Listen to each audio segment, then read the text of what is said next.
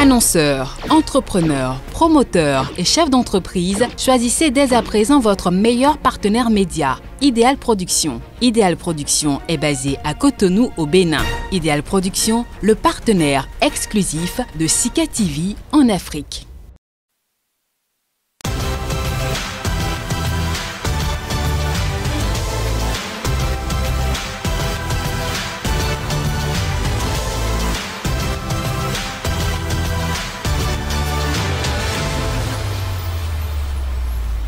Bienvenue à tous, mesdames, messieurs. Grande tendance de la présidentielle du 11 avril. Depuis le 13 avril, le peuple béninois est situé. Le duo Talon-Talata est sorti grand vainqueur du jeu avec 86,36% des suffrages exprimés. Le verdict de la Cour constitutionnelle n'aura rien changé. Fin d'un processus, peut-on dire, qui aura des jours, des semaines, voire des mois durant, millénaires à fleur de peau. Mais quel gain finalement pour le Bénin démocratique? Regard croisé d'un politique et d'un analyste. Ce sera autour du thème scrutin du 11 avril au Bénin. Prime ou déni à la vitalité démocratique. Mais avant, la une des journaux.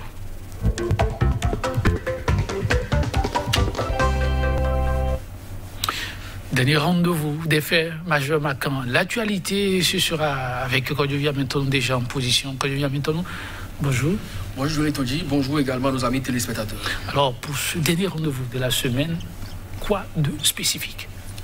Bon, vous n'êtes pas sans savoir que Joël Aïvo, dans la foulée de la présidentielle aujourd'hui, soit il est en résidence surveillée, soit il est gardé à vue. De toutes les façons, l'information a abondamment circulé sur les réseaux sociaux. Sa cellule de communication a réagi, a développé un tant soit peu le film de son arrestation et de sa garde à vue. La Cour constitutionnelle, comme vous l'avez dit, a confirmé la réélection du président Patrice Talon en attendant d'éventuels recours, ce qui d'ailleurs ne serait donc pas le cas. Donc dans quelques jours, elle va confirmer définitivement cette élection. Et pêle-mêle, on parlera également en sport, on parlera justice pour Sébastien Javon, dont la Cour africaine des droits de l'homme et des peuples vient encore de rendre une décision en faveur. Donc c'est autant de sujets évoqués ce vendredi 16 avril par les confrères. Intéressant et un plateau diversifié. On va y aller. Quand je viens maintenant, on démarre avec Dynamisme Info. Vous savez, la plupart du temps, on nous apprend que la victoire a plusieurs parents. Tout à fait. Là-dessus, Dynamisme Info nous propose à lire ce matin, lendemain du chaos pour Talon Talata, la bande d'opportunistes déjà dans la bataille pour les nominations. Mais il y a un autre fait également, qui n'est pas des moindres, duo Talon Talata pour proclamer élu par KO, eh bien, Irénée Zolécon et autres cadres d'Ovi s'en félicitent et appellent à l'union sacrée pour le développement. Et puis en judiciaire pour Joël Aïvo depuis hier, finalement, tout le monde est terroriste dans le pays.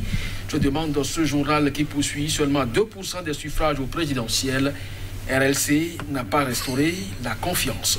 Le confrère de la matinée, comme je vous l'ai dit, sur tout autre registre, à ouverture du championnat national de football du 3e division, saison 2020-2021. Mention honorable à la Fédération béninoise de football.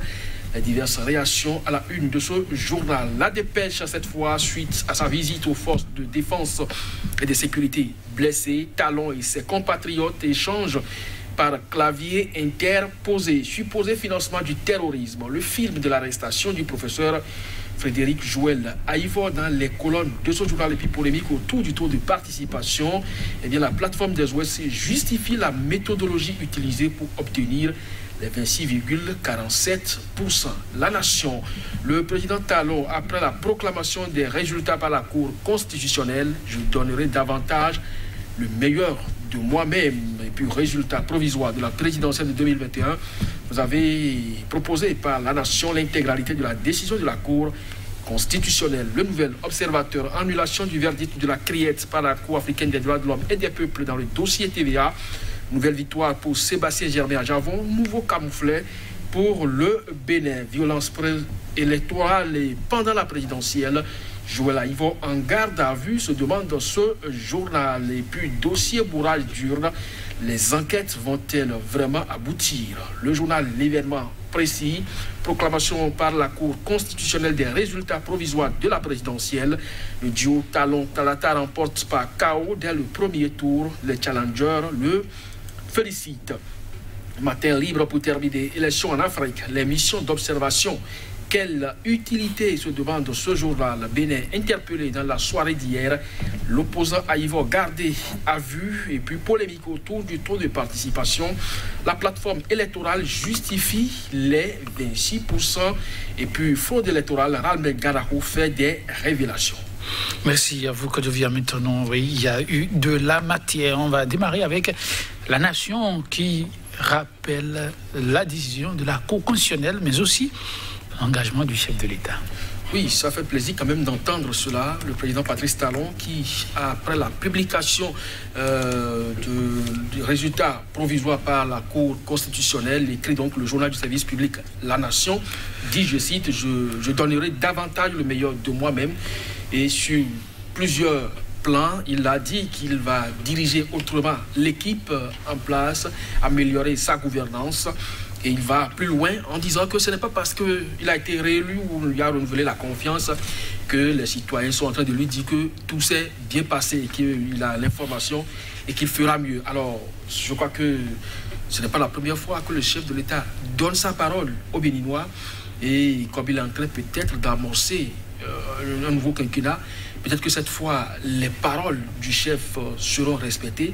Des promesses ont été faites, rappelez-vous, on ne va pas les citer ici, mais abondamment, mais rien pratiquement n'a été fait dans ce sens-là. Mais cette fois, il dit, il va donner le meilleur de lui-même, améliorer la gouvernance et répondre aux attentes des citoyens. Et nous osons donc croire qu'effectivement, le chef de l'État est en train de prendre un nouveau départ avec la nation béninoise. Et peut-être les jours à venir, on va commencer par les ressentir. De toutes les façons, les confrères sont là. Nous, on fera également notre devoir de relais. Et au fur et à mesure que ça s'améliore, on va le noter. En tout cas, il y en a qui ont beaucoup bataillé pour que Patrice Talon puisse tirer son épingle du jeu en croix Dynamisme Info avec son titre et quelques spécificités. Oui, le journal en manchette déjà nous dit qu'il y a une bande d'opportunistes déjà dans la bataille pour les nominations. Vous savez, comme je l'ai dit tout à l'heure, la victoire a toujours plusieurs parents et ce chaos, on se le réclame à tout vent et dans les circonscriptions précises. Donc, soit c'est l'UP qui aura beaucoup travaillé plus que le BR et ainsi de suite. Et les acteurs de ces formations politiques qui s'illustrent davantage. Mais il y a monsieur quand même que le journal a fait ressortir ici, René Zodécon et autres cadres d'envie qui s'en félicitent et appellent donc à l'union sacrée pour le développement. Je crois que c'est ça qui est fondamental, que l'on soit acteur clé ou non de la victoire du chef de l'État. Il vaut mieux travailler davantage au développement de votre localité. Là-dessus, Irénée Zodécon, dans une autre vie, on le connaît, chef d'arrondissement, ancien inspecteur général de ministère. Il a œuvré davantage pour le rayonnement de cet arrondissement de la commune de Zayanado. Il a lutté pendant longtemps contre l'ancien maire, Séphorien Misségbitié, pour le développement toujours de cette localité. Je crois qu'aujourd'hui, s'il se félicite d'avoir contribué à l'élection par chaos du chef de l'État, ce n'est pas rien, mais on attend de voir les jours à venir ce que le chef de l'État va réserver à cet arrondissement de Dorvi dans la commune de Zayanado. Parlant de cette élection Côte d'Ivoire, maintenant, une nouvelle que nous rapporte la dépêche, vous l'avez dit, les réseaux sociaux en ont parlé, mais ici, la dépêche nous propose le film de l'arrestation du candidat, mais conduit, qui n'a pu participer au scrutin, Joël Aïvo, le constitutionnaliste. Oui, et puis ce qu'il lui a reproché, c'est un financement du terrorisme. Vous vous rappelez, c'est un peu comme si ce qui se déroule aujourd'hui a été préétabli. Rekiat Madougou, le 5 mars, déjà disait à Joël Aïvo, oui, quand je vais sortir de ce meeting, c'est peut-être qu'on va m'arrêter, m'accuser de terroriste. Et puis après, Joël, tiens-toi tranquille, tu seras bientôt mon co-détenu et tu seras aussi accusé de terroriste. Aujourd'hui, les voilà, Joël Aïvo, même s'il n'est pas encore déposé à la prison civile de Misrété pour être donc le co-détenu de Madougou, et bien aujourd'hui, il est donc écouté par la brigade économique et financière pour un supposé financement du terrorisme, écrit ici la dépêche. Donc, c'est à dire simplement que tout ce qui a été prédit se réalise. C'est tout de même dommage. Maintenant, si effectivement on lui reproche quelque chose, je crois que la justice fera donc son travail. Mais à cette allure, je ne crois pas que cela participe d'une nouvelle façon de voir les choses, d'une nouvelle dynamique qu'on est en train de donner à la gouvernance, parce que tout le monde peut participer donc au développement de cette nation, doivent quand même être libres de leur mouvement. Et Joël Aïvo pour ce qu'on a rapporté, c'est qu'il revenait donc de l'université où il allait dispenser des cours.